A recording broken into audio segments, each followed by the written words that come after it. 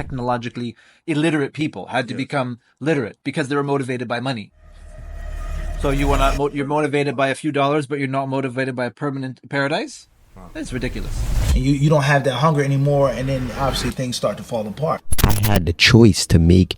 Do you go to trial and end up getting 10 years and end up being a sex offender on a crime you didn't commit? That was the first time, like, somebody told me something that, like, I couldn't see or touch, and I believed it.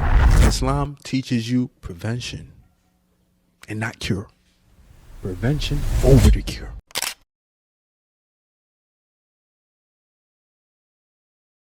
Prison is something that a lot of people, like, where we come from, they look up to. Like, yo, he just locked up, I'm gonna give him more respect. He just came home type joint. It's like they embrace, they love, but not to mention they treating you guys like slaves in there. Oh yeah. So well, how could you give the advice to, like, not to praise or not to, like, follow that type of lifestyle, because you're gonna end up being pretty much enslaved by the people. Yeah, nah, basically, so I spoke about this. One of the worst issues that I had to deal with in prison was being strip searched. And it's nothing like it.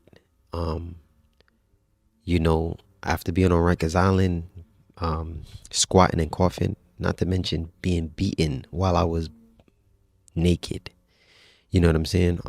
By police. So when I got up north, it was known, like, you never coming back to prison.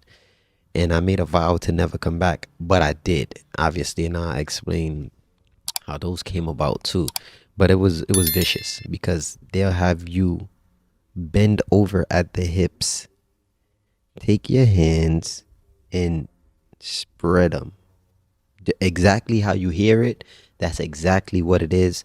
You have a grown man looking into another grown man's anus, rectum. Pause. Yeah. Yeah, and that's something that you guys went through. Yeah, whether you went on a visit, came back from the visit, you switched jails, you name it. That was the last procedure every time. Go through your ears, your mouth, you know, all of this, no freaky, and then turn around, lift up your feet, wiggle your toes, go through your hair. Now, the last step, bend over at the hip.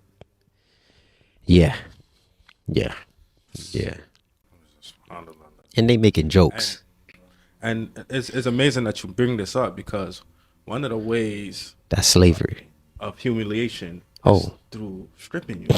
As you remember when Adam ate from the tree, and then Hawa, Allah stripped them, and they immediately got to cover themselves. So that's a way of, like, made their nakedness known. Yes.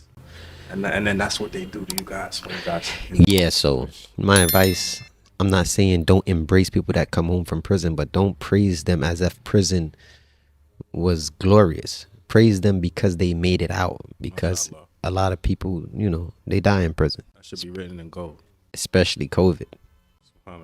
And then you was during COVID, or it was right before COVID? Yeah, I got out, well, alhamdulillah. Like, I heard horror stories during that time. Yeah, During the time of COVID, a lot of people was dying, but, you know, Allah caused me to come out 2018 and, you know, never look back from that situation. Yeah.